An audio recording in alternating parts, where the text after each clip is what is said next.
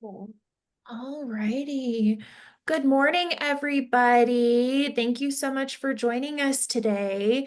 We have a couple of minutes until our official start time, so I think we're just going to wait a little bit so we can have people kind of filter in. But then we'll go ahead and get started. Let's see, pull up our attendees here. All righty. And then just a few notes. We do have our Q&A open today. So while we were going through our presentation, please feel free to put any questions into that Q&A. We'll be taking a little bit of time at the end to answer all of those for you. If for whatever reason we run out of time today to answer all of your questions in person, we will be sending those off to Shauna so she can answer them afterwards, and we'll be sending a follow-up email to everyone to get those questions answered. I also opened up the chat today. The chat is open just for like me, Julie, and Shauna to see. So if you guys have any feedback or anything that's not questions about the presentation, you're welcome to put that into the chat today. Wonderful. Right, looks like some people are getting logged in here, so we'll just give it a couple more minutes. They can't see me yet. Or I think can they they? can see you, yes. Oh, they can. Hi. We're ready to I have no idea. go. No, we are getting started here. Did you have anything you wanted to say, Shauna, before we get started? Oh, just hello. Hi.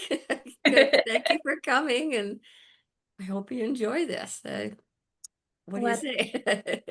Karen Waterford says, I can see you, Shauna, and you look great. Oh, thank you. At my age, that counts.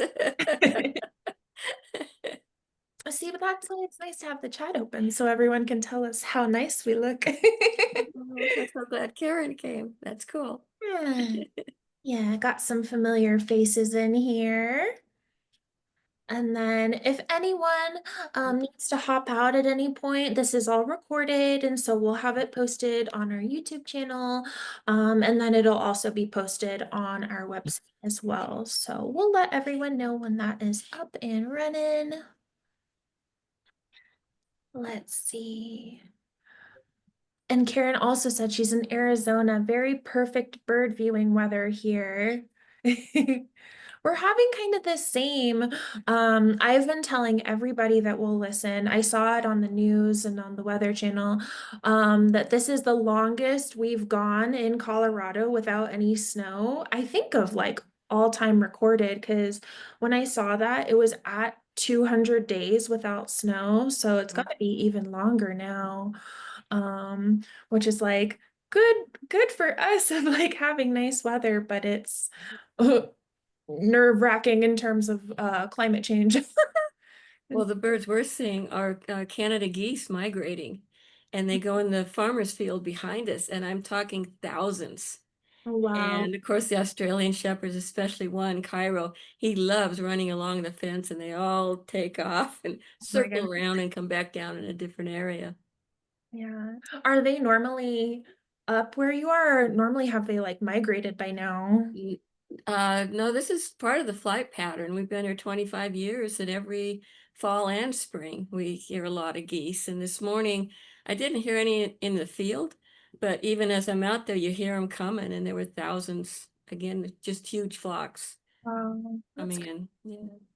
Yeah, seeing them on your Facebook page was just amazing. Yeah, but I haven't seen the snow geese. I, and they're not, a couple hours away, but Canada geese are pretty cool. Interesting.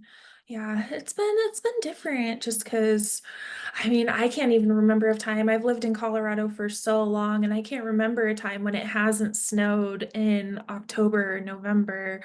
Hopefully it'll be a little snowier here. I've seen in the mountains it's been snowing a little, but it just makes me worried for like the summer next time. It'll be so dry, I bet. Hmm. All righty. Well, I guess we can go ahead and get started. I think a few people will probably filter in a little bit later here. But welcome everybody. Thank you for joining us today. My name is Kira. A lot of you know me. And of course we have Shauna here today and Julie. Let's see. Oh, in the chat we said, hello everybody from Germany. Yeah, Dagmar, hi. Thank you for joining us. What time is it in Germany now? It is noon here in Colorado, but we're so glad that everyone was able to hop on today. I think I already mentioned, but we do have our Q&A open today. So if you have any questions, while we're going through the presentation, please put those in the Q&A so we can take a look at them and then answer them at the end. We also have our chat open, so everyone is welcome to say hi where you're calling in from today. And yeah, basically today we have a presentation that Shauna has made all about diet and nutrition. Such a fun topic for all of us since we all feed our birds. And there's a lot of really like more in-depth information within this presentation. And so when you have those questions, make sure you're putting them in our Q&A. If for whatever reason we don't have time at the end to answer those in person, we will be having Shauna answer any outstanding questions and sending those off via email. So make sure if you have any queries to get those out. And yeah, I think that's all I have. Any notes from you, Shauna or Julie? No, I'm just delighted hi, that everyone. everyone is with us today and so looking forward to this really pertinent and important topic. So thanks to everyone for being here and to Team TGF for putting this together. Hey, well, let me go ahead and share my screen really quick and we will be getting started. All right, make sure our sound is on. Perfect. All right, everybody, we hope you enjoy. Okay, feeding feathers or fuel for your parrots. This is just a brief introduction or overview of some nutrition and what I've learned over the years. As a pet owner, I started looking into parrot nutrition 28 years ago when my then almost 2-year-old umbrella cockatoo was doing extremely poorly on at that time, veterinary recommended pellet. He was barbering on his back over his kidneys, and his blood work was way off. This was his second veterinarian said to stop the pellets immediately. I wasn't sure what to feed him, so consulted with a holistic nutrition person and some other veterinarians. He stopped barbering his back area within 2 weeks on a fresh food diet known as MASH, which is a mix of prepared legumes, whole grains, and finely chopped produce. But it took several months for his blood work to be considered normal again. My concern at that time, and for several years, has been how to provide not only balanced nutrition, but also enough of the essential nutrients to not end up with eventual deficiencies. Talking with other veterinarians over the years and also pet owners, I could also see that other parrots, including cockatoos, were reportedly doing very well with pellets. So what the heck?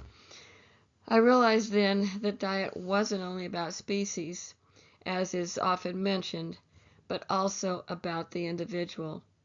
Even though other U2s were doing great with pellets, pellets obviously were not good for my guy at that time.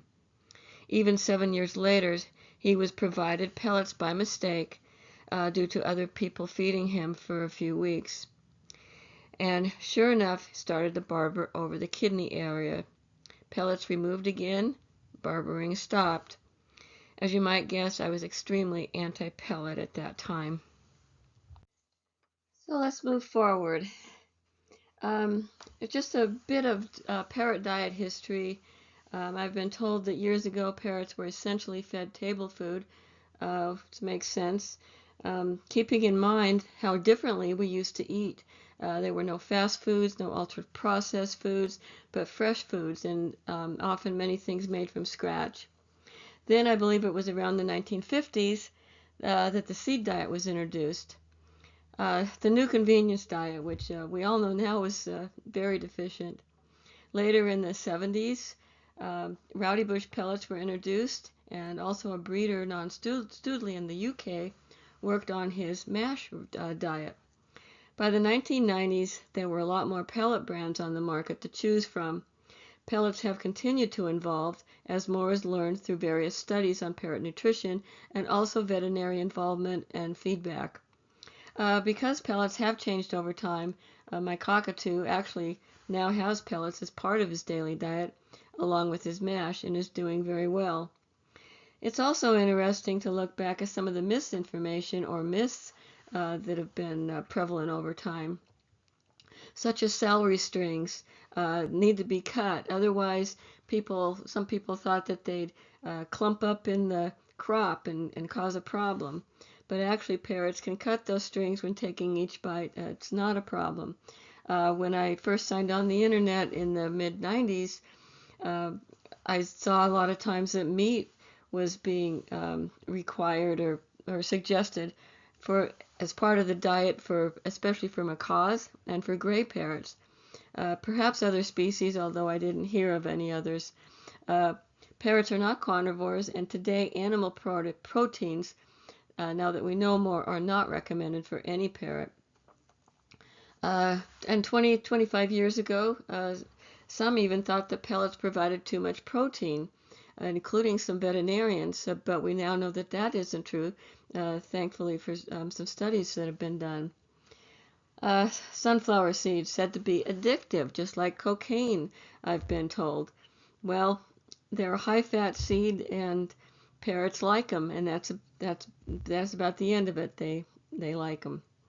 So good nutrition is everyone's goal, and providing meals can be fun, especially watching your parrot enjoy their food as we offer a variety of seasonal produce, teach foraging challenges, and more. It makes it interesting for both the parrots and us. Nutritional deficiencies impair the immune system, increasing susceptibility for disease. So, the basics of nutrition are water, energy, which is calories, protein, carbohydrates, fat, vitamins, and minerals. And we'll discuss briefly each one of these. So, water. Water is an essential nutrient because it's required in amounts greater than the body can produce. Water provides the environment in which nearly all of the body's activities are conducted. It participates in several metabolic reactions and supplies the medium for transporting vital materials to cells and waste products away from them. It maintains the structure of large molecules, participates in chemical reactions, serves as a solvent for minerals, vitamins, and water acts as a lubricant and cushion around joints and inside of the eyes and also the spinal cord, as well as aids in body temperature and maintains blood volume. We and birds rely on water and can't exist without it. And we could go a lot longer without food, for example, than we can water. And a bird is said to only be able to last a day or two without water.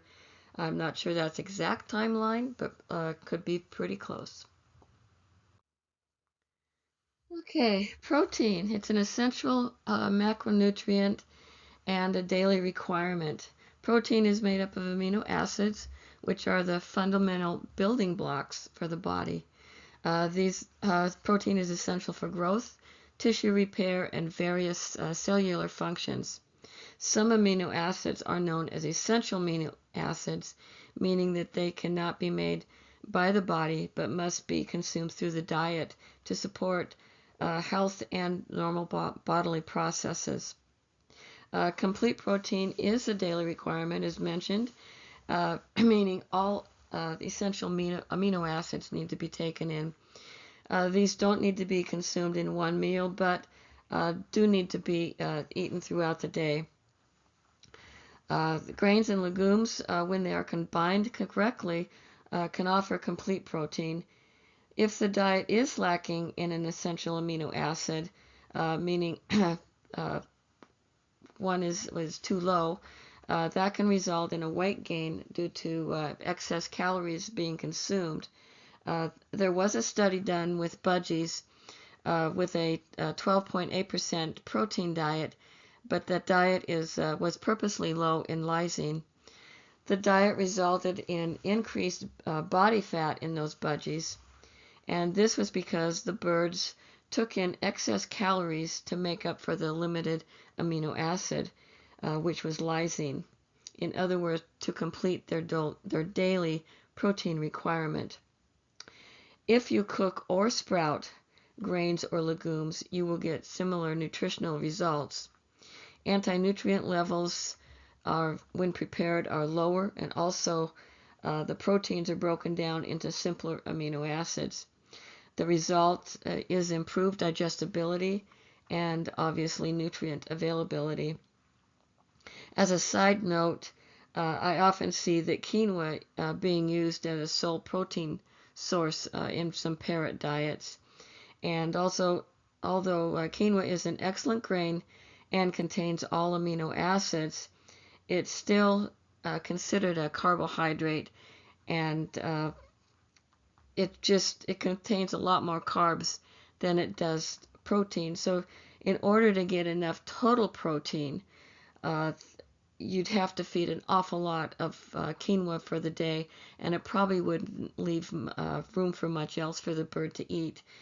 For an example, for a person, I'd need to eat 6 to 7 cups of quinoa a day just to meet my protein requirement. So consider, even if you're using quinoa, to combine it with some kind of legume. And carbohydrates. Digestion changes carbohydrates into glucose, commonly known as blood sugar. Glucose serves the body's main energy source, and it is transported through the bloodstream to cells for energy. There are 2 types of carbohydrates, complex and simple.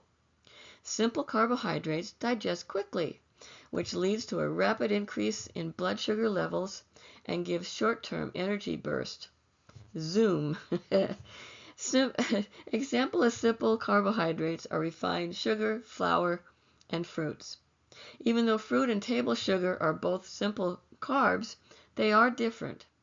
Sugar is typically empty calories, meaning it doesn't offer any or minimal nutrition, whereas simple carbs in fruit are accompanied by fiber, vitamins, minerals, and antioxidants.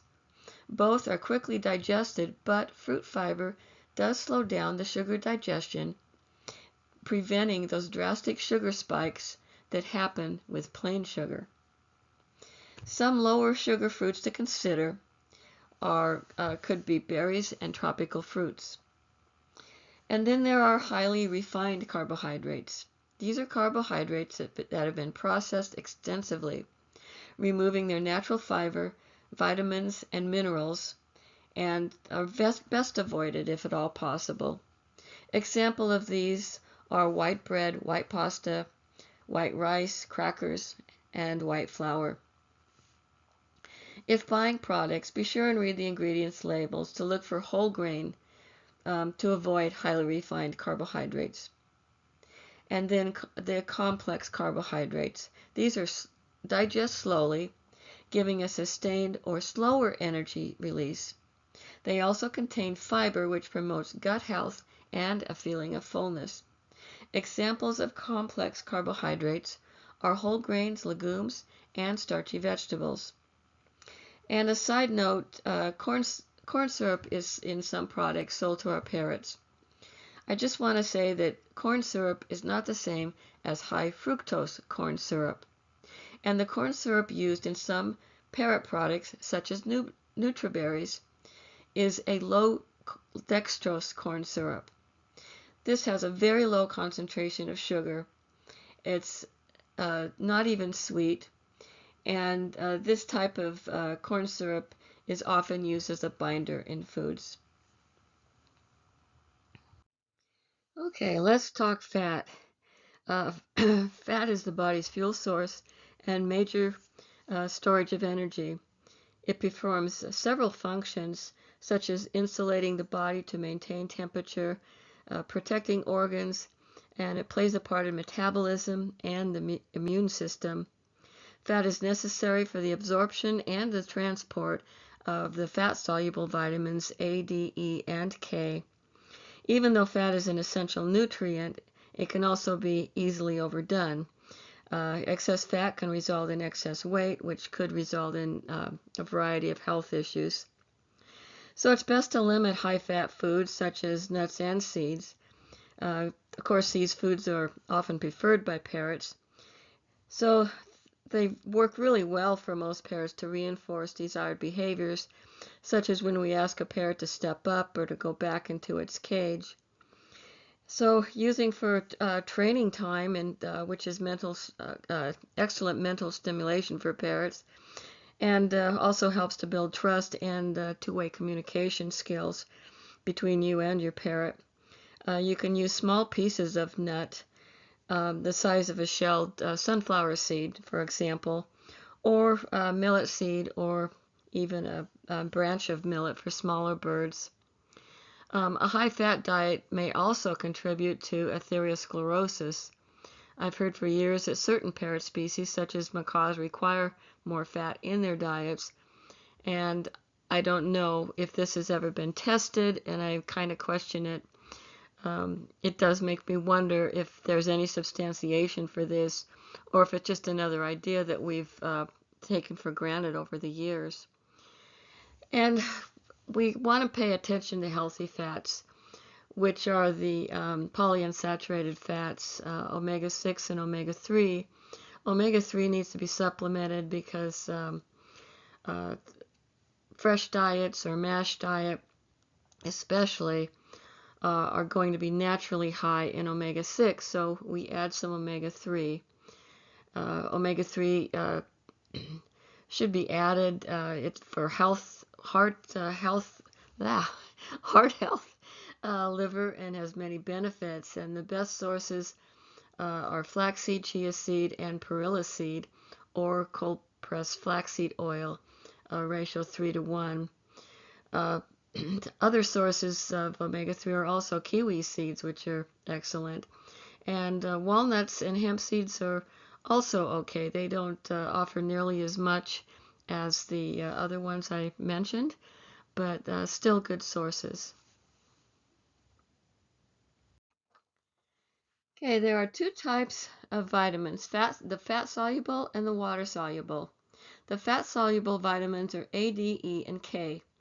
In the wild, parrot diets don't contain vitamin A, but they do contain beta-carotene, which is a plant-based precursor that the body converts in the liver to vitamin A on an as-needed basis. Sources of beta-carotene are dark leafy greens such as kale, turnip greens, etc., and of course red, orange, and yellow vegetables and fruit. Then there's vitamin D. There's more than one type of vitamin D, so sometimes it becomes confusing. Plants provide D2, and this form of D, parrots are unable to convert into their required D3. So don't be fooled if you read about a plant being able to provide D3 in the diet. D3 can be obtained by eating pellets supplemented with the D3. Look at the ingredients to see. Or by a parrot being safely exposed to natural sunlight. Parrots exposed to direct sunlight for as little as an hour a day might synthesize enough vitamin D through their skin. And as long as they're healthy and have a good store of vitamin D, it should be good for 20 to 30 days. Then the water-soluble vitamins. Those are the B vitamins and vitamin C. Parrots don't require vitamin C, but because they can produce it from glucose in their liver. However, if a parrot is suffering from liver disease, then it may require some vitamin C. Rich sources of vitamin C are strawberries, pineapple, mango, kiwi, and more. High vitamin C foods can also increase the uptake of iron.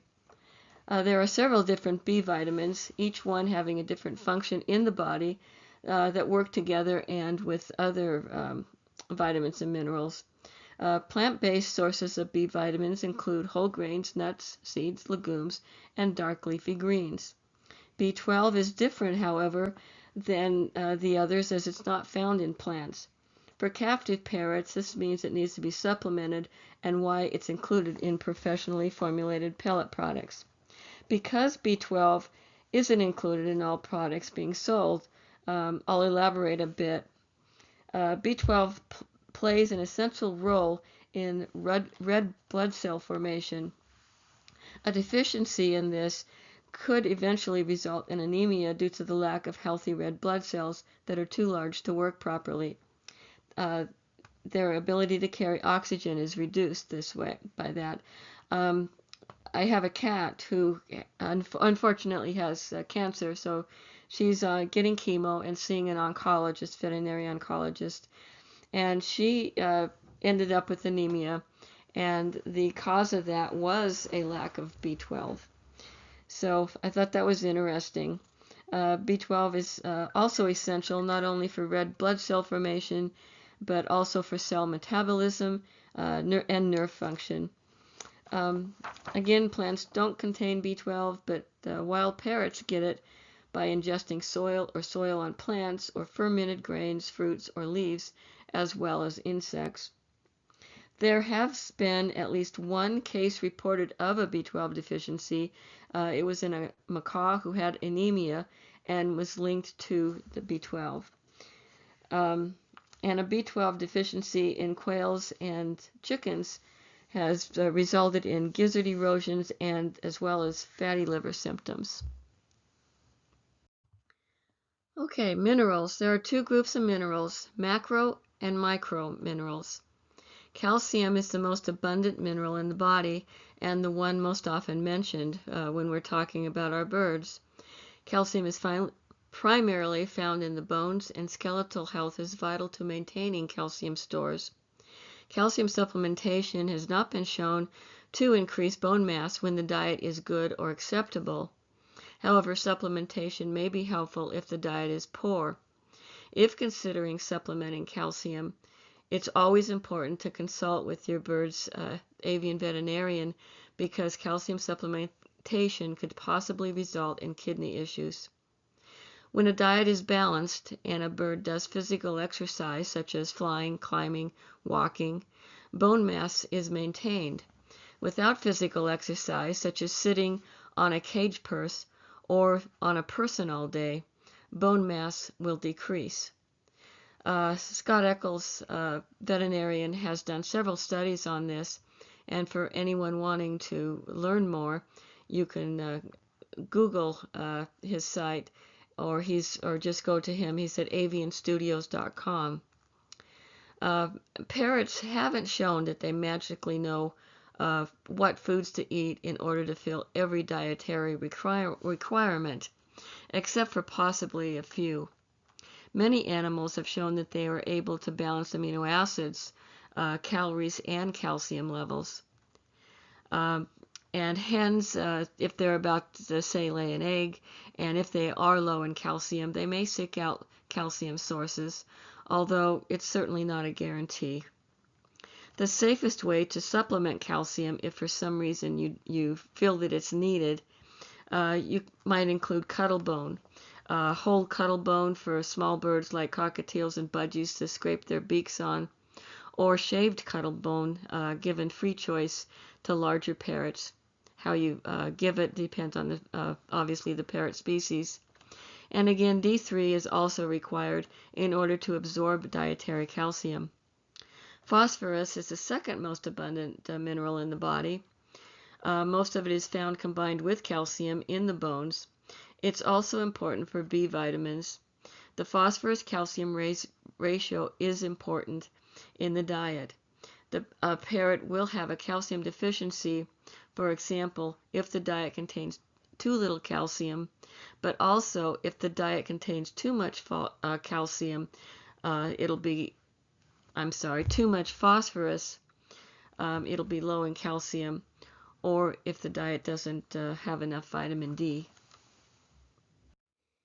So nutritional balance, this can be important. As previously mentioned, the calcium to phosphorus ratio needs to be balanced as not to cause a deficiency in one or the other. The same goes for other things like minerals or fat-soluble vitamins. If you have too much A, you might have a deficiency in D or vice versa, or there could be a deficiency in E. It's just to show you that balance is important. And we already talked about the need for a balance in the essential amino acids.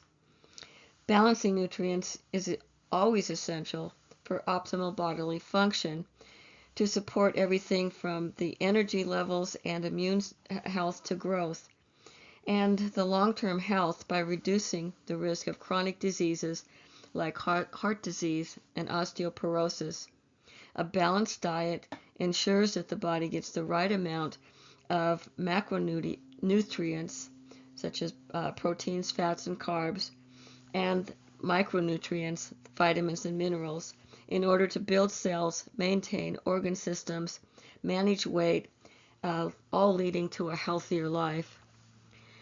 And there was an example of a study where gray parrots were presented with a mix of seeds, which were sunflower, peanuts, and safflower, also oranges, and a variety of vegetables, and a nutritionally complete supplement, in other words, a pellet. They selected the mostly seed diet and consumed only 11% of the dry matter from the supplement. This self-selected diet ended up being deficient in 12 vitamins and minerals and amino acids.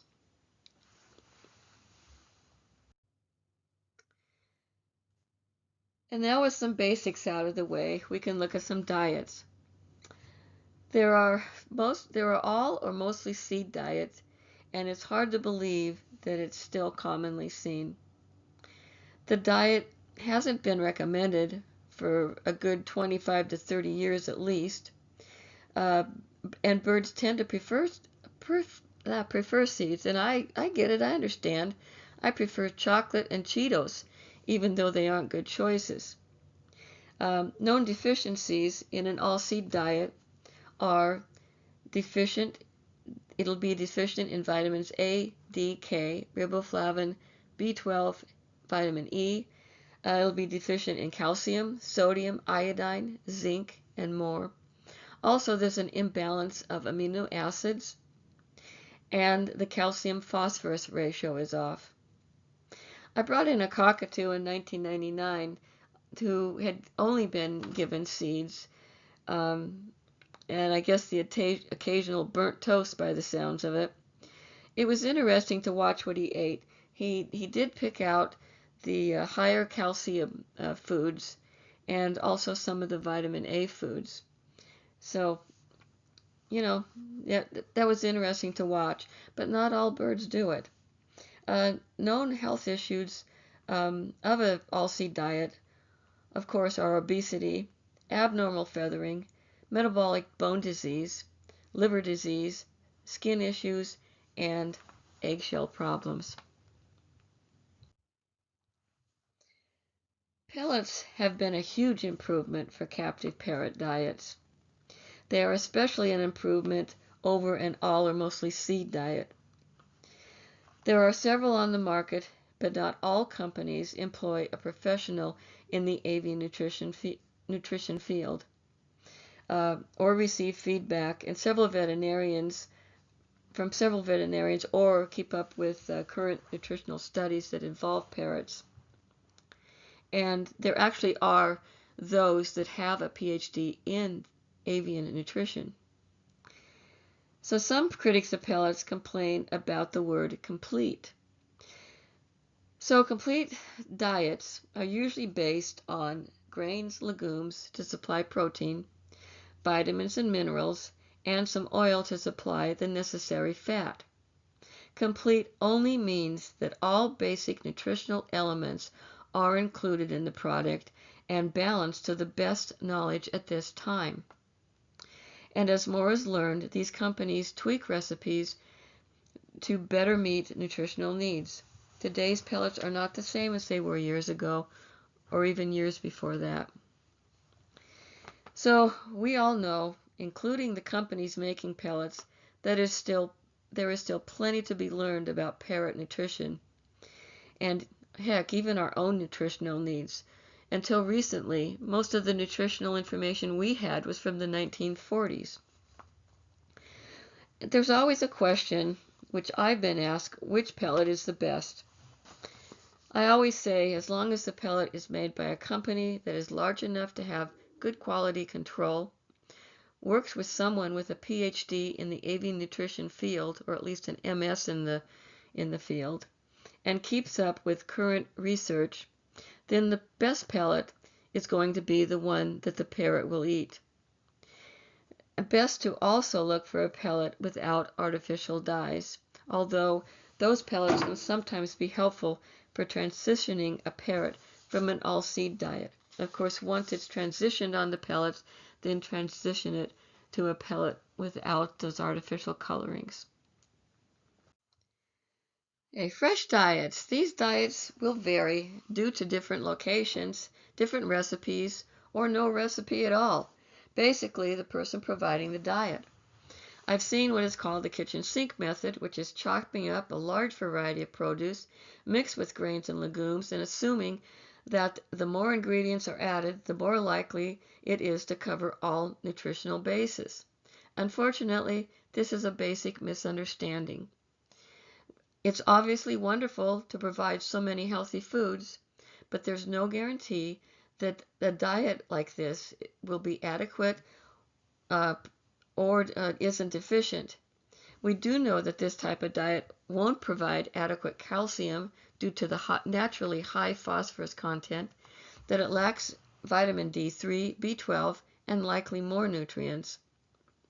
Another fresh diet is MASH, which was first put together in the 1970s. Later in the 1990s, it was reviewed by a gray parrot breeder who studied nutrition and put together Alicia's MASH. Since that time, even more has been known about parrot needs. A MASH diet is measured amounts of prepared grains and legumes and measured amounts of produce that changes some per season.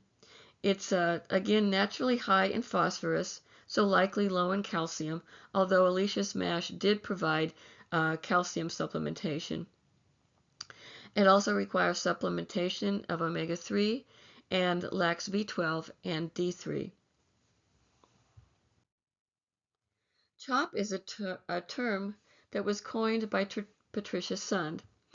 Even though many of us were offering chopped produce to parrots for years, Patricia had the absolutely brilliant idea of how to make it more convenient by chopping up various types of greens and veggies and then freezing them in meal-sized proportions. Take a baggie of chop out of the freezer to thaw and then serve alongside some pellets. A really great and time-saving idea. Over time, however, other items were added to the chop, such as grains and legumes, and in some cases served as the entire meal, no longer adding pellets. This strays away from the original idea and may or may not supply all nutritional requirements as already mentioned in some other diets. Serving alongside pellets, however, is a great idea, and adding grains and legumes is fine, even though these are already provided in pellets. Okay, back to pellets for a moment. The question is sometimes asked, or I've seen comments made, if pellets are better if they are extruded or pelletized. The only professional formulated pelleted pellets currently on the market that I am aware of are the Lefebvre pellets. All others are extruded. Extruded pellets are baked at 250 to 390 degrees Fahrenheit, so for anyone concerned about temperature, it's certainly a question to ask the various companies out there what their products are cooked at. Harrison's is an organic pellet, and they say they use the low temperature extrusion. Extrusion allows for the addition of vitamins, minerals, or other beneficial ingredients, and it improves the digestibility or bioavailability of some nutrients, such as protein and starch, by inactivating anti-nutrients, and the process also gelatinizes starches and denatures proteins, which improves their digestibility as well as nutrient absorption. It's also a more expensive process, which might be reflected in the price. There's a possible downside of high extrusion. If used, it can lead to the formation of acrylamide. I mention possible because how foods are prepared prior to extrusion can make a difference if acrylamide results or not, such as if grains are soaked, that would help to remove sugars that react with asparagine to form acrylamide. And there are also pelletized pellets. These are baked at lower temperatures, 122 degrees to 195 degrees Fahrenheit.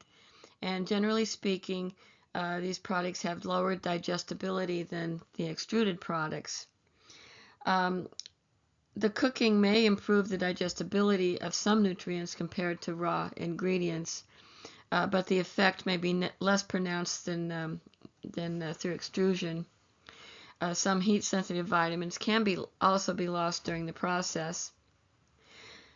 These are generally lower digestibility compared to extruded products, generally considered to be more susceptible to mold and mycotoxin contamination compared to extruded feeds due to containing more moisture, which is it makes it important as well to make sure the company has good quality control measures in place. Both pelleting and extrusion can have their advantages and, of course, disadvantages, excuse me, depending on the specific application and desired product characterizations.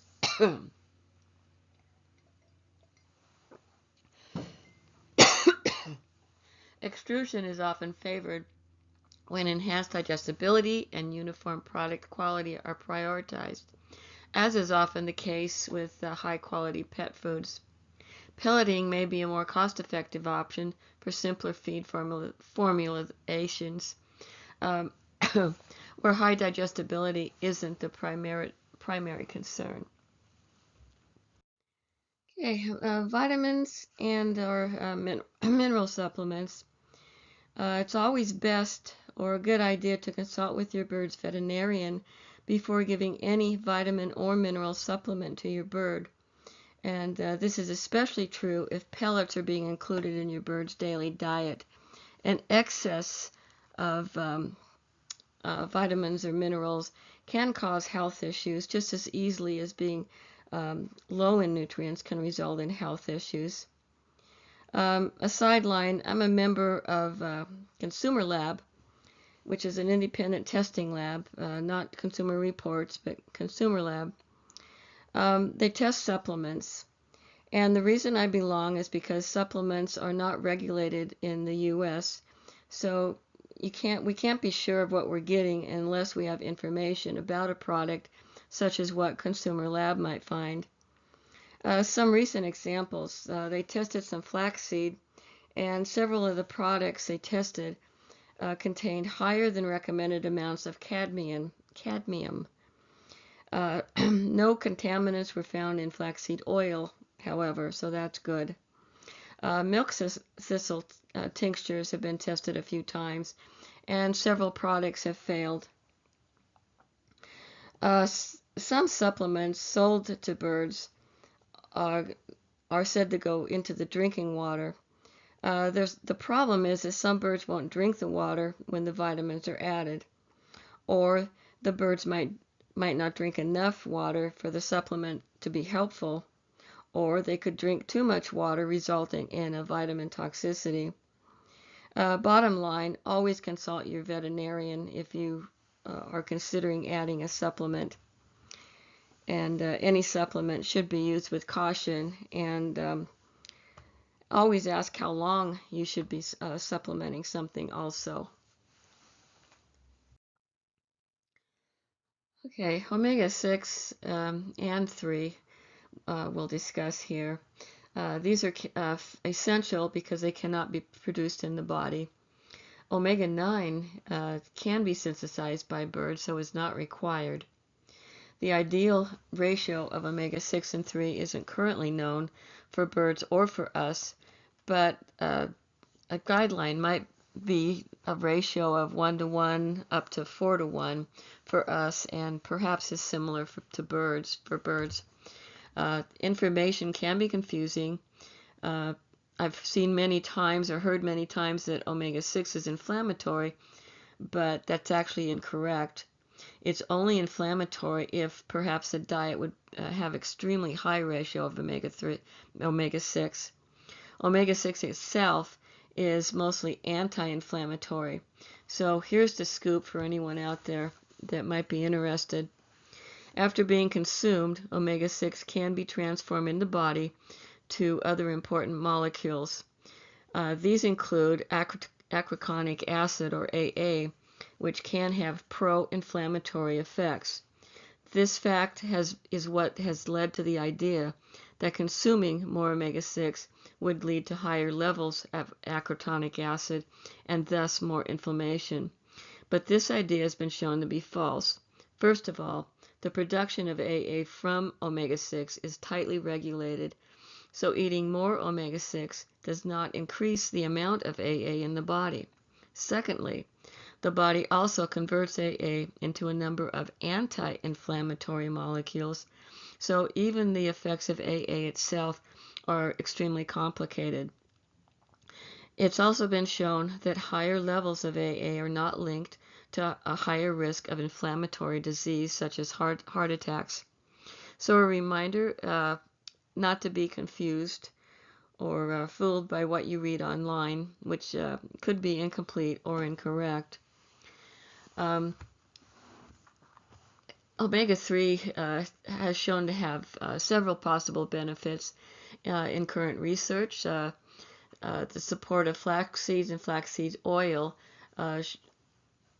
can change the fatty oil profile in a bird's tissues, muscle tissues and such.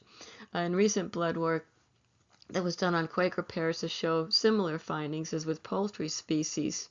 And a number of studies support that parrots with low omega-3s in their tissues are at greater risk of developing some life-threatening diseases such as atherosclerosis and or heart disease.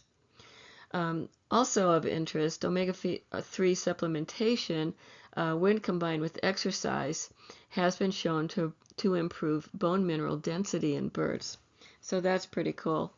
And again, I'll repeat it, good sources of omega-3, or the best sources, are chia seeds, flaxseed, perilla seeds, and cold-pressed flaxseed oil, preferably with a ratio of 3 to 1.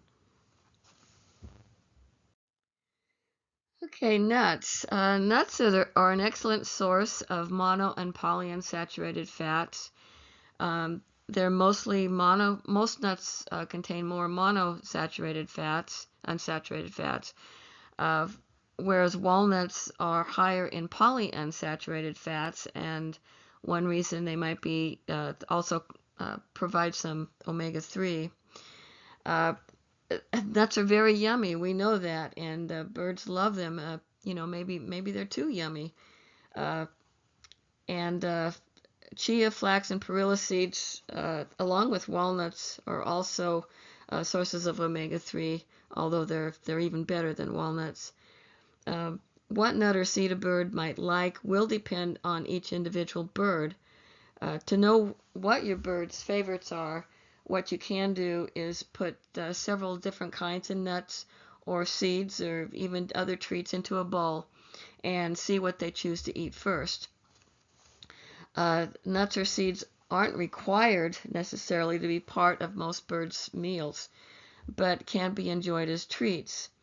And a walnut, for example, can be broken down into several pieces and then used to reinforce desired behaviors, such as stepping up when you request it, going back into the cage when they're requested, And of course, any training time, which is wonderful brain stimulation. And in my experience as a behavior consultant, it's the best tool, or one of the best tools, for seeing calmer overall behavior in our birds. And also will establish better two-way communication between you and your bird. Pistachios, they're one of the lower fat nuts, but keep in mind they're still full of calories. And almonds, almonds are mentioned an awful lot on social media. And for example, anytime a bird lays an egg or something's mentioned about calcium, we hear, give them almonds, give them almonds. But we might have a second thought about that. They do contain a fair amount of calcium, but the question is how much of that calcium is available. Probably not too much. They're quite high in oxalic acid, and when I have looked that up, it looks like less than 10% of any calcium in the almond would be available. Also, they're much higher in phosphorus than calcium. So again, with that ratio, there may be even less calcium available. So like most all other nuts, they shouldn't be thought of as a source of calcium. It's better to look at things like collard greens, dandelion greens, turnip greens, all excellent sources of calcium. And of course, if a bird is actually low in calcium, considering some cuttlebone. So what to feed? I'm certainly not here to say what you should feed, but only to share what is reported to be the best diet seen by avian veterinarians, what they see in the overall health of their patients. Ideally, pellets would be included in the daily diet, plus produce, then a small amount of cedar nuts as offered as treats. Although keep in mind, pellets may not be for every parrot. Some eclectus do seem to have issues with them, so there's always the possibility of an individual sensitivity. A very general recommendation for diet could be at least 25% pellets, up to 50% pellets in the diet, plus veggies and greens for small birds, up to about 200 grams. And budgies or cockatiels probably don't care for fruit. Their taste buds, they don't really have the taste receptor for sweet.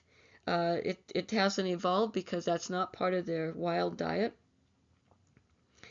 And then larger birds, let's say if they're 200 to 250 grams or more, at least 50% pellets in the diet, up to maybe 70%, and the rest of the diet greens and veggies, and the small amount of seed or nut pieces as treats. A rough visual of 50% pellets that might appear to be about half the size of chopped produce due to the difference in water content. A variety of veggies and of dark leafy greens, which can often be changed by using different proportions when you chop them up, or different types of produce, and change it seasonally. A small amount of fruit, such as low sugar fruits, are always good, like berries, tropical fruits like mango, papaya, kiwi. And again, nuts or seeds used to reinforce desired behaviors. And that doesn't always have to be used to request something like step up or a behavior that you request, but it can also be just for showing calm behavior sometimes. Reinforce that. And of course, water at all times, and hopefully changed at least once a day. And not to forget the addition of omega-3 supplements such as flaxseed, chia or perilla seed, or cold pressed flaxseed oil with a 3-to-1 ratio.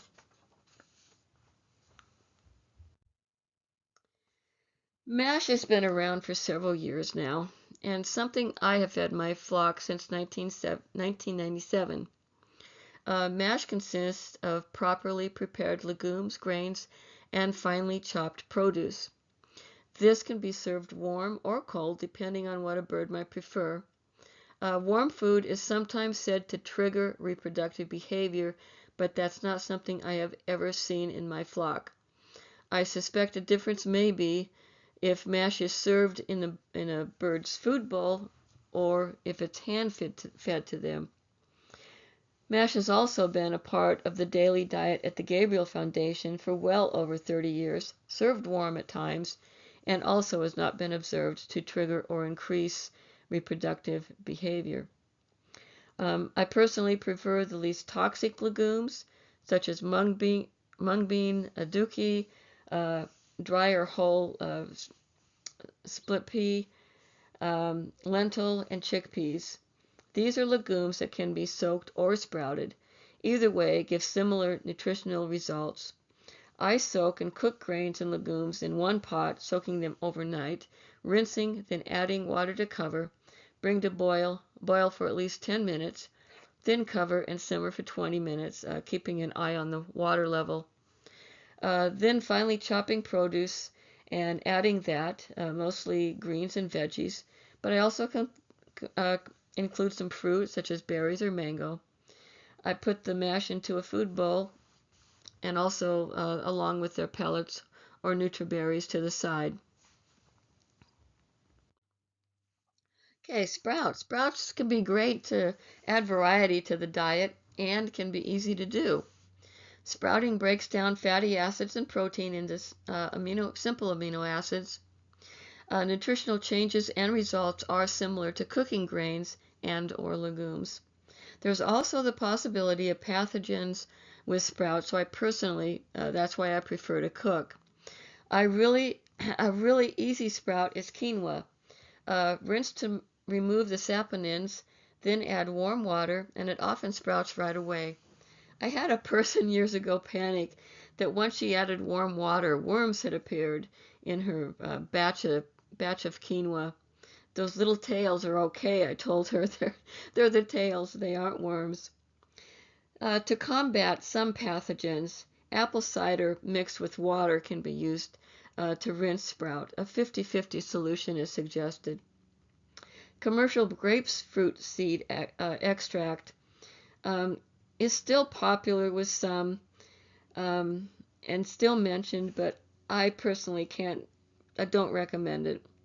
That's because it's not a natural product and it contains some nasty chemicals. Although the chemicals are not on the label, but these were found by a few independent lab tests. Grapefruit seed extract will kill bacteria because of the chemicals. And professionals have said that it also will kill gut flora, similar to what antibiotics do. Professional herbal people also recommend against it, and the pro-herbalists who do tincture grapefruit seeds have said that pure grapefruit seed extract has absolutely no antimicrobial properties. Okay, cautions, some current cautions and suggestions. A strong suggestion out there is to avoid animal protein due to the concerns about dietary cholesterol in parrots. Way too many are showing up with atherosclerosis, and it looks like they process dietary cholesterol differently than, say, we do. Animal proteins includes meat, eggs, although some egg white is certainly okay. It's a good protein source. Cheese and other dairy products, including yogurt. Although there are a few yogurts out there, if you look at the labels, that have zero cholesterol, and look at plant-based cholesterols. Look at plant-based yogurts. Avoid refined sugars. And if a product contains sugar, such as some pellets, do look to see where it is in the ingredients. If it's the fifth or lower ingredient, it's not a concern. Veterinarians are not concerned, but if it appears say is the second or third ingredient, then there's probably too much sugar in the product, so use it as a treat. Keep in mind that sugars, if there's, say if you were feeding something that was a second, sugar was a second ingredient in a product, that would be fairly high in sugar. That can increase cholesterol quickly. Whereas fat also increases cholesterol, but over time.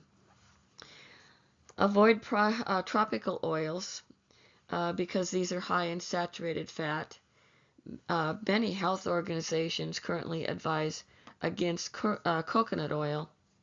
Marketing did a really fantastic job of telling us that coconut oil was a healthy food or supplementation, but studies have shown otherwise. In fact, I used to argue years ago with a dietitian after my husband had open heart surgery that, coconut oil was not the same. But I've over the years, I can see I've lost that argument. It's the health effects of coconut oil. What has been seen are similar to other unhealthy fats.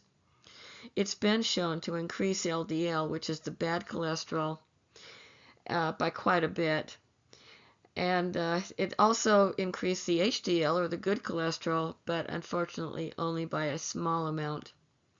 The American Heart Association strongly recommends against coconut oil, and any veterinarians that I have talked to also do not recommend it. Red palm oil is around 50% saturated fat, but it also contains some carotene, such as vitamin A. It's still not a reason to be giving it. If you're feeding a pellet or a fresh diet, your bird's likely already getting plenty of vitamin A. And of course, omega-3, it's good to supplement it. Studies are looking very favorable for that, and do include, of course, pellets are highly recommended due to the results that veterinarians have seen over the year in improved health, and dark leafy greens and vegetables. So how often to feed? It's usually suggested to feed just twice a day, because that can mirror how often many or most parrots eat in the wild. It could vary some by species, of course, and food availability at the time in the wild as well. Most birds in the wild forage in the morning, rest or play during the hottest part of the day, and then they'll go out and forage again in late afternoon, early evening. When in Australia, seeing a few cockatiels in the Australian outback, they weren't foraging midday either. It was way too hot, but they had been seen in the morning, and they returned later that day. Most healthy captive parrots, with the exception perhaps of some of the little guys, appear to do just fine with 2 meals a day. And of course, in special cases, such as if your bird is sick, it may require food more often. Or, of course, growing babies require food around the clock. Parrots are built for efficiency, and their crop is certainly part of that efficiency. The crop is a muscular crop that acts as a storage in the processing area for food, found in the esophagus. When food is ready, the crop muscles will contract, releasing softened food in a steady flow into the proventriculus, or stomach. With this system, 2 meals a day are fine for most parrots, and works very well. We can sometimes tend to overfeed our parrots, and it's not uncommon to see a parrot that is overweight. As a behavior consultant, I'll often ask my clients how many meals a bird might get a day, and if I'm told 3 meals a day, I ask them to cut down to 2. Most of us eat 3 meals a day: breakfast, lunch, and dinner. So I think some of us assume that it's good for our parrot, but it's not the normal routine for most parrots, and 3 meals a day can easily result in excess calories. So let's talk about some diet conversion. What to eat is a learned behavior. We learn what is safe to eat through experience. Otherwise, we might eat anything, including poisonous food. What to eat being a learned behavior makes good survival sense. Um, and teaching, getting a parrot to eat is something, I don't know, have you ever tried to feed a parrot a new vegetable or fruit, nut, anything? You might have to negotiate with them. It feels like you're negotiating with maybe a toddler. Um, it can be difficult. So it's also important with any diet conversion to have a good gram scale and to weigh your bird a few times a week or more, making sure that your bird is eating enough. And here's Casper getting on his scale.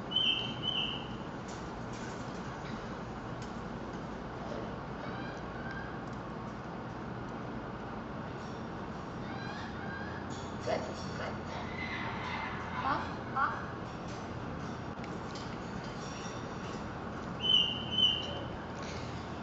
So there are several websites that can give suggestions for diet conversion. A couple are Harrison's and Lefebvre. Here's just a few ideas. The hunt and peck method.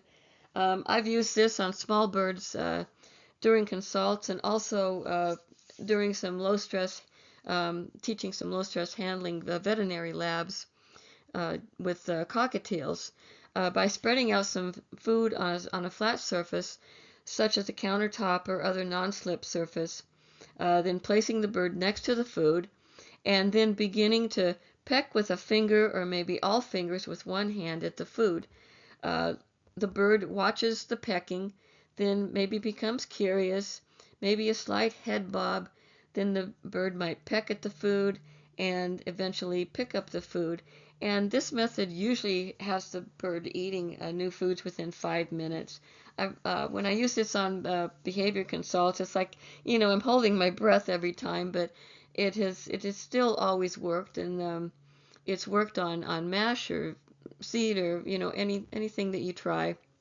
Another method is to place an old diet with the new food and gradually increase the amount of the new food over time. And then there's the game method, uh, like see what I'm eating. This works for some parrots that might become curious about what you're eating. And you might even take it a step further by chewing something, smacking your lips, offer your parrot something, but just keep it out of reach, and then take it back. It's like a keep away. You're not ready to share. Repeat, it's good. You want to try? Oh, nope, I don't think so, not yet. And eventually the parrot will at least grab it from you. And if they grab it or touch it, that is often a first step.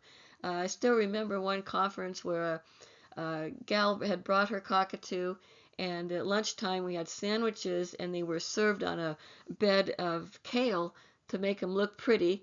And she says, "Oh, my bird won't eat kale. I've tried it several times." And I says, "Okay, well, let me try."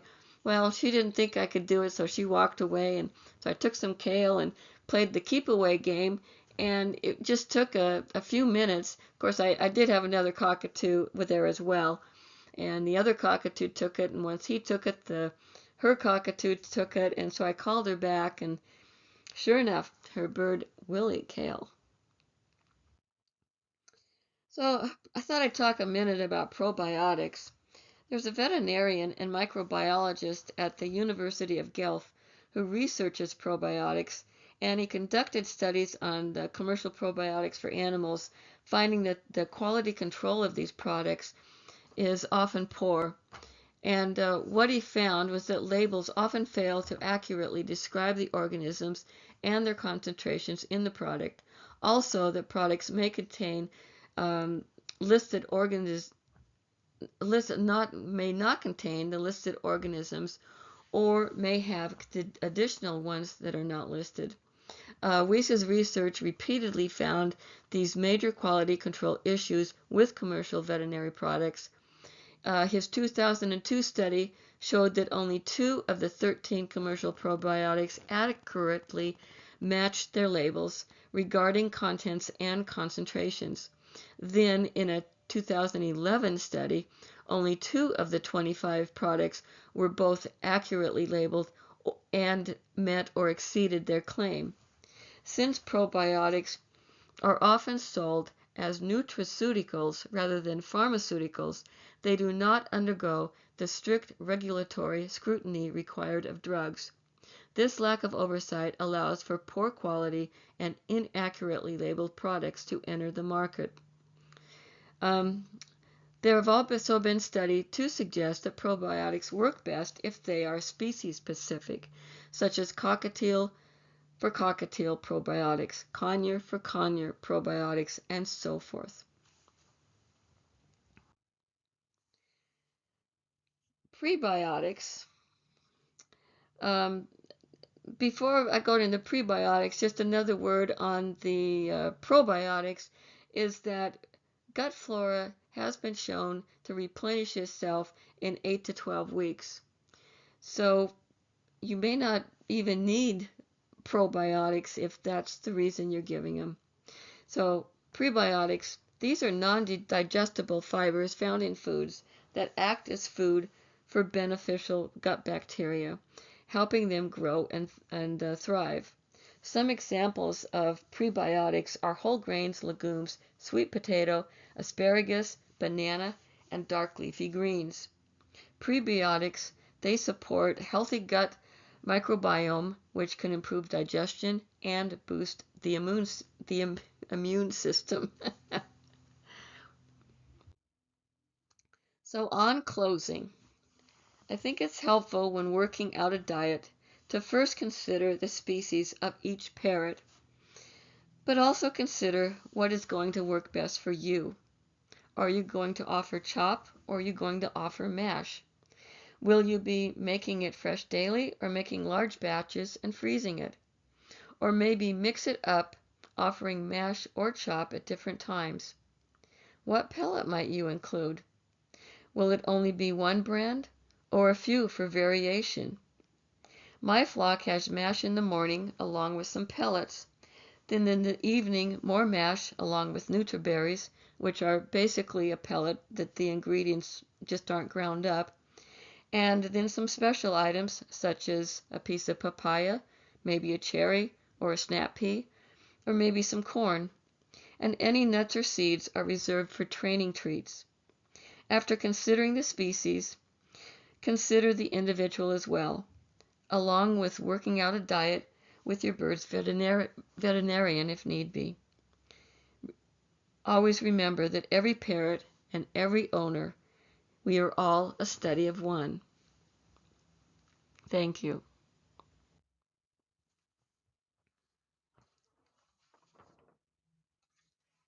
All righty, everybody. Well, that concludes the presentation portion of our webinar. Let me get my video back on here. All righty, awesome. Well, we hope everyone enjoyed all of that really wonderful information that we had today. And it looks like we have some questions in our Q&A and our chat. So, Shauna, do you have a preference for where we start with some of those questions, or should we just? No, I did write to Dawn. I don't know if she could see it or not, but she asked why I didn't mention Rowdy Bush, and it was just simply an oversight on my part, and I apologize. It's an excellent pellet. Wonderful, awesome. We had another question that was asking about pellets specifically. And this was from Bonnie and Gabriel, and they had asked, they see, or they saw on the recommended diet that we didn't include tops. Although we did state about looking into sugar content. And they had looked at the sugar content of tops and it seemed to have the least compared to some other pellets. So was just wondering about some of your thoughts about tops pellets in general. Um, that's a tough one. As far as the sugar content, um, if sugar appears in the fifth or lower, fifth, sixth, seventh ingredient, it's not a concern. We always want to, think about the amount of sugar. If it's the second or third ingredient, uh, then think of it as a treat, occasional treat. Um, I think, to say absolutely no sugar, then you wouldn't feed fruit or anything probably. And I've talked to a lot of veterinarians and of course what they, see in their patients and that. And that seems to be the general recommendation. If it's the fifth or lower ingredient on the list, there's very little sugar to be concerned about. Um, and other than that, I mean, tops, we know by looking at it, it doesn't include vitamin B12. It doesn't have D3. And I don't really know, the specifics on that one. What is the quality control? Uh, who's behind it? Is there someone with a PhD in the avian nutrition field behind it? I don't know. I have heard that there was a human nutritionist in the beginning, but human nutrition and parrot nutrition are quite a bit different.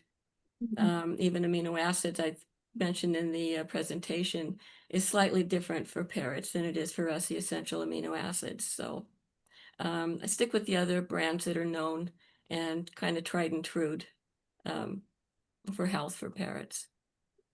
Um, And then it looks like we just got another question about pellets.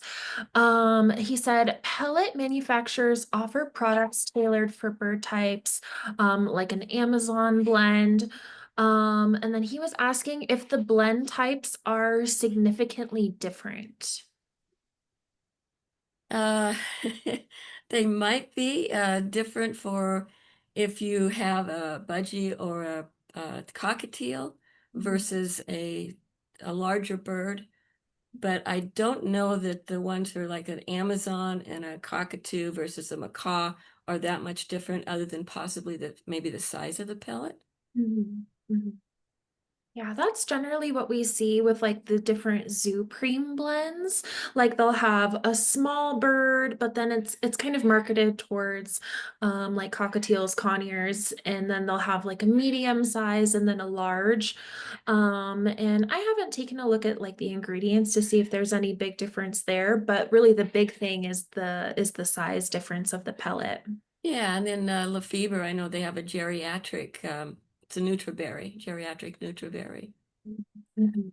Interesting. I know Harrison's, they also have some different pellets of both in size, but then they have ones that are like high potency pellets, versus like the normal lifetime care pellets. And I think, do they have a senior one as well?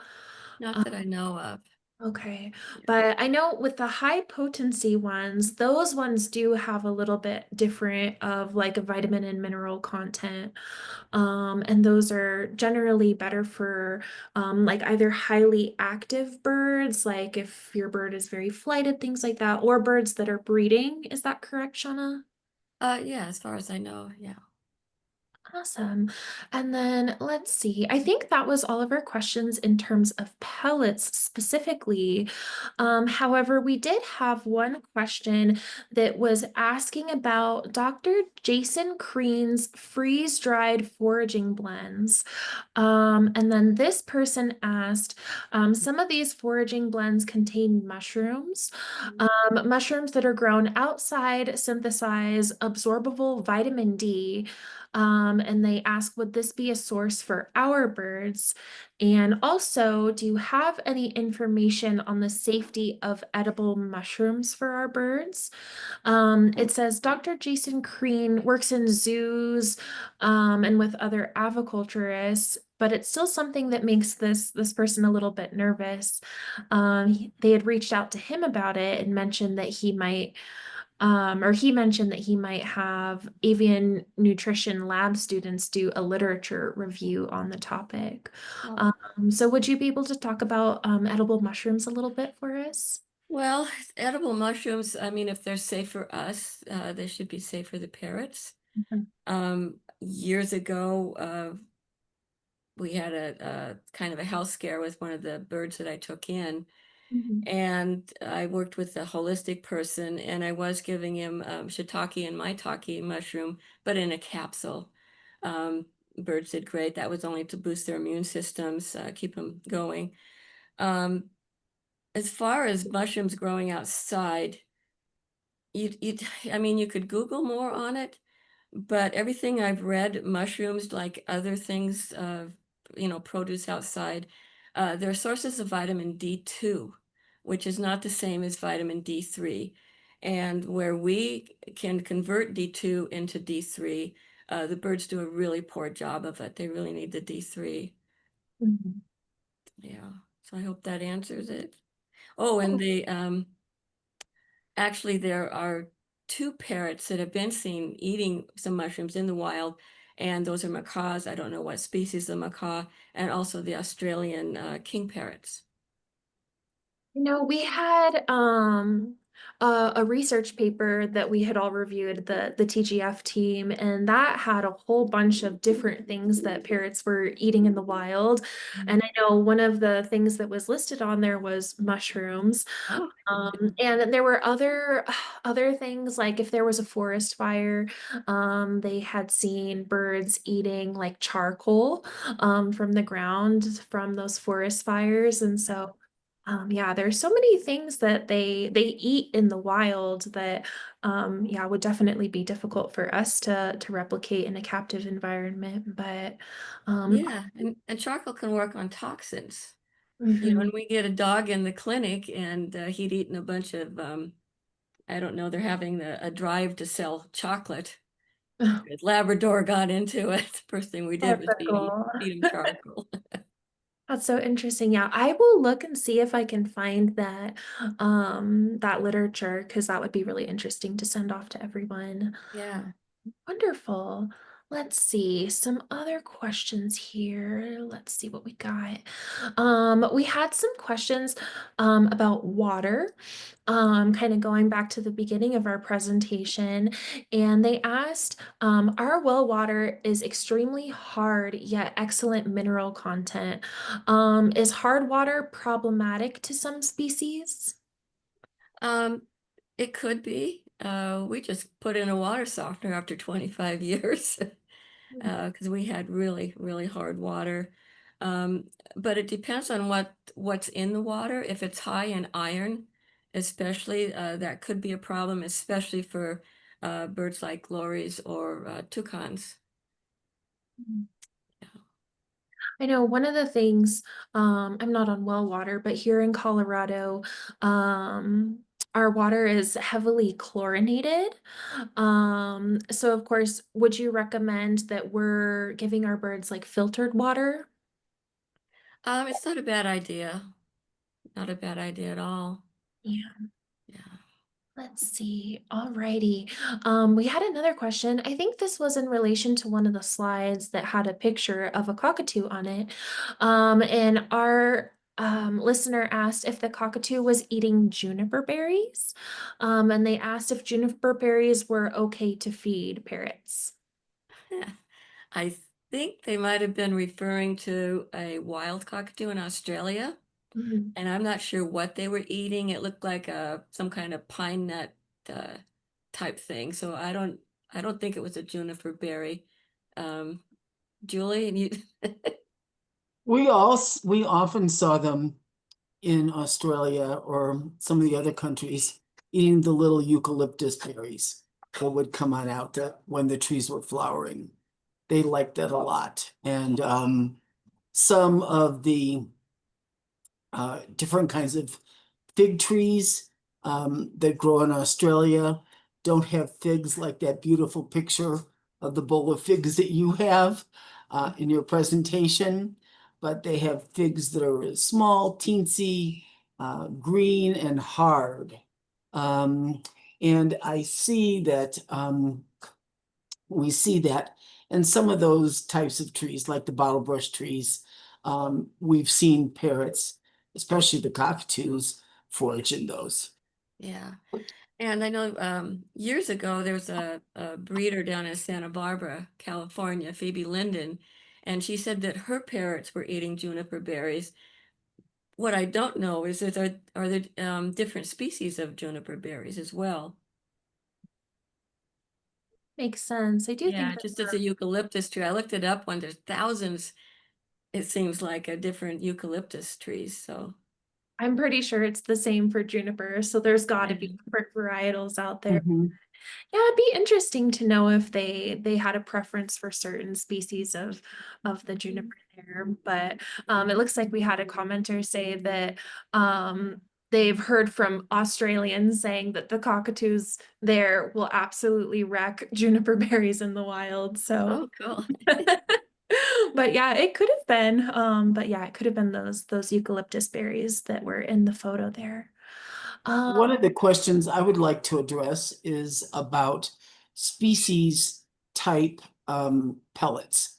There are a couple of companies that manufacture pellets that gear them towards specific species. In our early days, and I welcome Shauna's comments on this, in our early days, so that's 30 years ago, we tried that to see if there was a difference and mixing them up and offering them around and just seeing if we put one species of bird on one kind of pellet or the grays on another, did we see any differences? And then remove those and change them around. We never saw a difference. I think it's a great marketing tool. People probably Yeah. won't like hearing that. And if you have a large collection of birds in your home with lots of different species, you're gonna end up with a tremendous amount of bags of pellets. And since the number of manufacturers that makes those particular species designated pellets is fairly small compared to the other long-time established pellet manufacturers, it's my experience and also my opinion that it doesn't make a difference. So if anyone has had that, it had tangible information about what that looked like, I'd be very, very interested. In this particular question that Mark in Melbourne, Australia posted, especially the Amazon blend. And I think what Shauna addressed so importantly in this presentation is about fats. And perhaps an Amazon blend pellet may have a different amount of fat in it than perhaps a macaw pellet or a gray pellet. I just don't know if we have enough data on that and looking at that compared to what those birds naturally eat in the wild. We all know from our long history in providing for Amazon parrots that oftentimes our Amazons get a little chunky and they need to go on an Amazon diet. A couple of the macaws too.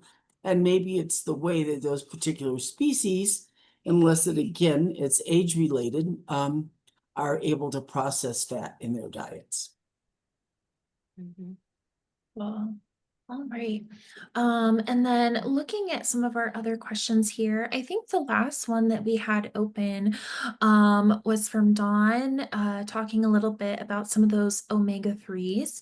And Dawn had written that her 30-year-old orange wing Amazon just had blood work done, and it showed that he had high levels of triglycerides. The veterinarian recommended omega-3 as a supplement, and Dawn had asked, is offering half a walnut per day enough? Or should she offer her an omega-3 fatty acid supplement? And I know that you had covered some of those sources of omega-3s in that slide, so maybe we can go back and take a look at that. And then, yeah, what would you say there, Shauna? Yeah, I don't know that half a walnut would be enough. Even though it contains omega-3, um, it's not nearly as much as the other sources that I mentioned. Uh, I definitely ask your vet about it. Cold pressed flaxseed oil, a ratio 3 to 1. Barlean's flaxseed oil, if you can get that, has that ratio, and it may be 1 to 2 drops, something like that. There used to be a product, Vet Omega, and I think it's still out there. What is that? Excuse me. I, bel I believe it's still out. Sorry for the fuzz. I believe it's still out there, but it's not being made at the moment. I think they're looking for a new manufacturer. So yeah, I talked to the vet. I personally, I just sprinkle some flaxseed in my bird's mash every day. Um, or you can do the oil, or like I say, the perillas. Perilla seeds, if you can find them. They're more common in other parts of the world than they are in the US. Perilla oil, I don't think I'd use that because it's very processed. Got it, got it. And information for everyone else. At TGF, we use a mixture of chia seeds, flax seeds, and sesame seeds that we put into our salad. And then we also use a cold pressed hemp seed oil as well for those trees. Awesome. And then wonderful. It says someone had commented bio bird blends have an omega seed mix. Have you used that before, Shauna? No, I'd just be cautious about the amount of calories in that if it's a seed mix. Um, that's why supplementing it, I know, Scott Eccles, he's the one, he came up with omega-3 and he works really hard on it to get it just right. And it was only a few drops of oil. Of course, that's going to be, more heavier than seed, but I don't know how many calories you're going to get in a seed mix. Yeah, I wonder if it's similar to like the seed mix that we use. Yeah, it looks like it's a pinch sprinkled on the fresh top. So I'm assuming that it's That might be okay. yeah, similar to like what we do with like the mixture of the flax, chia, sesame, and then we sprinkle it on top of the other food. Yeah, or just get a bag of chia seed or something. Um, I want to go back to pellets, since Julie mentioned too the different species in that. Just to mention that there is a fairly new brand out there, and I didn't mention them because I had a consult a couple of months ago. It was a veterinarian and with about her Amazon, and she was feeding a this new pellet, and she wasn't an avian vet; she was a small animal. And she had been told to discontinue the food. And so I looked at it, and they had so many. I mean, they had one for budgies, one for cockatiels, one for Amazons, and then they had all these other things. And she'd been giving, I think it was an omega-3 blend or something. It was so heavy in fat. And so I says, yeah, I agree with the veterinarian that saw your bird, discontinue that pellet. So, do be careful of what you get, and maybe, run it past your veterinarian. Unfortunately, uh, I think some of them get a bad rap when it comes to nutrition. They don't get a lot of nutrition in school, but that doesn't mean that a lot of them don't continue on their own to learn more about nutrition. And they also see what's going on in patients with diets through necropsy and all of the conferences that they need to attend. Yeah. And of course, like it's always good to get that updated blood work to see what's going on there. And then it's your veterinarian that's interpreting those results and can make recommendations to the diet based on some of that information as Yeah, well. yeah, blood work is helpful. It's only so far. It can't always tell you the bone health. Mm, And that's what's so important or enlightening about Scott Eccles' research that he's done, mm, finding so much basically osteoporosis in these birds mm, and problems that aren't going to show up for how many years? 20, 30 years. So you might, blood work could be perfect. mm. Yeah. Any, And I think that, Shauna, you bring up a really good point. Many of the birds that come to us are what we would designate middle age or seniors. And one of the things that we've noticed um, over the years is that we start to see, especially with our aging flock, where we have a lot of birds in their late 20s, their 30s, up to their mid 40s, we're seeing a lot of atherosclerotic changes.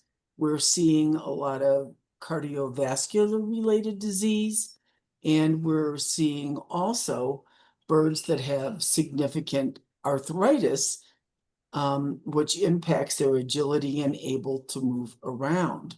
And it's been a really prevalent issue because we've got so many more diagnostics now that can be performed to assess that physical health of our flock.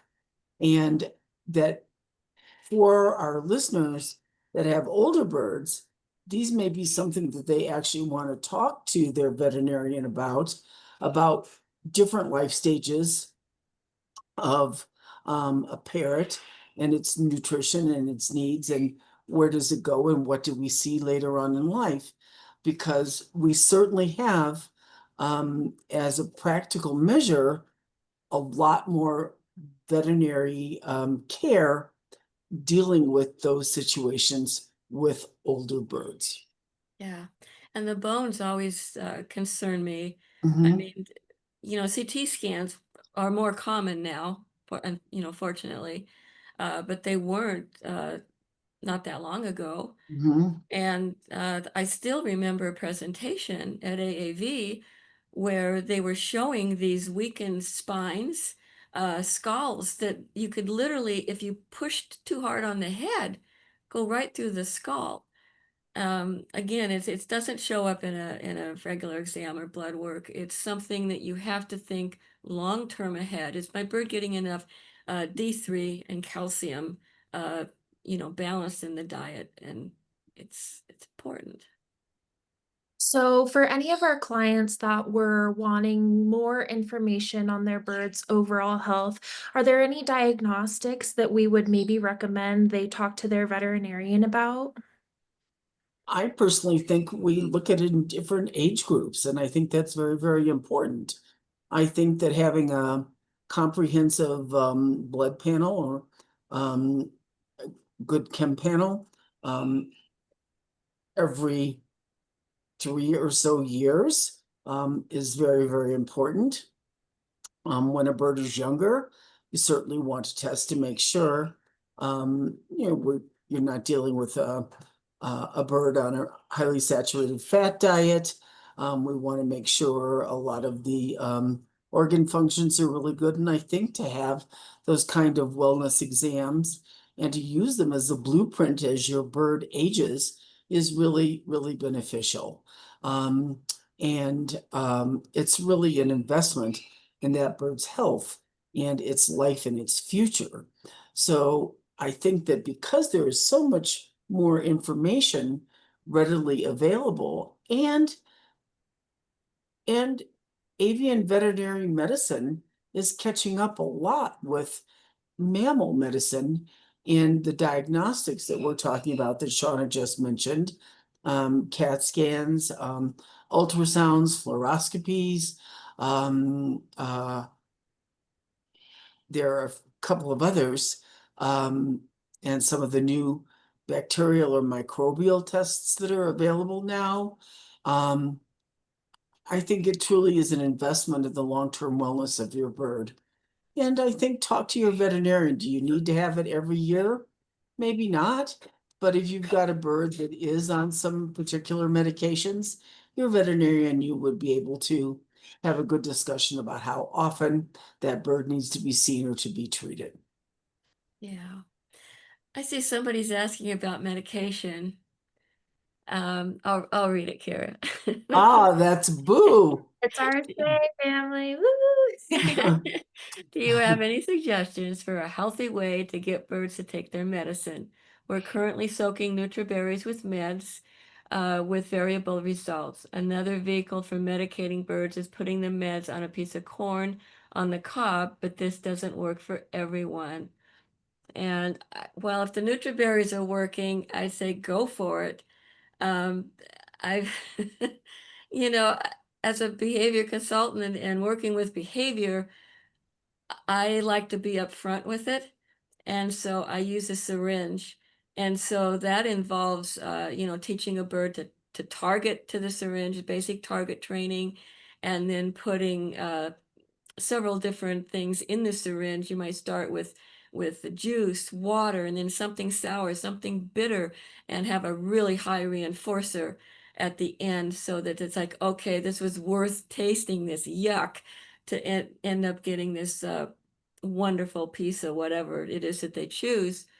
And I ran into something I one of my cockatoos, she came home, we couldn't quite diagnose her, but she ended up in an oxygen chamber, this and that. It turned out, anyway, she had a blockage. But I had to give her some really nasty tasting medicines, and I had tried, uh, she knew how to target train, but I tried to syringe train her, giving her some water or anything. She would have nothing to do with any of it, so I'd given up. Well, here I was in a spot. I had to give her meds. I want to be honest about it. I'm sorry it's going to be this yucky stuff. I actually put a Cheerio on the end of the syringe. It fit perfectly for duration. And she'd go up and she'd take her meds and, approach it, take it herself, and then get the high value treat. I think it was a piece of walnut. But like I say, if nutriberries work fine for you, use it. And I think they have medicine, mediberries or something that you can use. But consider syringe training as well. Yeah, that's always the best option, and to do that syringe training before you need to administer medications is the best way to go about it. So As our long bird, as the bird is cooperating, right? yeah. But it's so much easier than trying, like, if you have a really nasty medication like a fluconazole, or some of our birds like hate their gabapentin. And so at that point, when they already need the medication, it's a little bit late to start the training, but Yeah. And how- I'm noticing there's another question about using applesauce as the vehicle for medicating a bird. If that's working, fantastic. The amount that you're feeding with that small amount of medication, especially for a sun conure sized bird, I don't think that that's problematic. We did have and still have one Moluccan cockatoo that had been placed with an avian veterinarian for several years because of his self-mutilation. And she talked about all the different things that she tried with this particular bird, whose name is Timmy, for many, many years. And when Timmy was being transferred to us after a couple of years of being with this particular veterinarian, she said the one thing that Timmy loves, and he'll take any medication on, is a whipped cream from a can. And she said, If it works, that benefit of that medication with that small amount of whipped cream is just fine. And it's really interesting to be down at our aviary when it's time for all of our team to start drawing up all the medications. It is just amazing with all the vehicles of food to deliver the different kinds of treats. We all get a total charge of it. So, and the other thing, Shauna, you mentioned, yogurt, especially those plant-based yogurts with that have zero cholesterol. If your birdie will take that, that's a wonderful treat, and that can be a great routine as well. Yeah, and I was just gonna say when, if a bird is sick or giving, medication, forget the rules. Yeah. Do what you need to do. Bird needs to eat, get the meds in. Yeah. Mhm. Keeping that in mind, some of the food vehicles that we've used are like Velveeta cheese. Again, not a normal part of their diet, but if you're being able to administer those meds, we've had whipped cream. Sometimes we use yogurts, baby foods that are not fortified with other vitamins and minerals. Little piece of cheese is always a good one there. And sometimes Nut butters. yep, all sorts of nut butters work. And sometimes we administer these medications through a syringe, and then we use these like really high value reinforcers afterwards rather than having them be the vehicles themselves. Yeah. So let's see, we've had clients that their birds will take it off of rice. And so then we feed mash in the morning, which has rice and legumes. So we'll put their medications on their mash, which seems to work really well. We've had birds that'll do bread, but really the important thing is that they're taking their meds. So I would be creative with it and see if there's any high value food out there that seems to work. Yeah, and some medications can be compounded, Yeah. get different flavors, bubblegum, honey, whatever. Tutti Well, and frutti. it's really fun to start with these kinds of vehicles for dispensing medication before your bird needs them. Find Yeah. out what they like, and you get that routine established. It can be a bonding time, a fun activity, or a high value reinforcer so that your bird gets used to those things. That's always a wonderful, wonderful idea. And you've got sort of a built-in fail-safe if and when your bird should need medication down the Mhm. road. And it's fun. You can make a great game of it. Alrighty. Well, I think that was all of our questions that we had in our Q&A in our chat. And yeah, we're at the end of our time here. So if anybody else has any additional questions, please feel free to email those to us. You can submit a contact form on our website, and that'll be a really easy way for us to check those. But otherwise, we'll be getting this all posted on our YouTube and our website for everyone to review. And yeah, thank you so much, Shauna, for Well, thank you for having me. It was fun. And thank you everybody for coming. Oh, I think all the bird nerds out there that love the really intense information on your micros and your macros and your vitamins, all really loved it. And this is just, yeah, really great information for us to have. Thank you so much. thanks, Shauna. Bye-bye. All right, bye, Bye, everybody. everybody.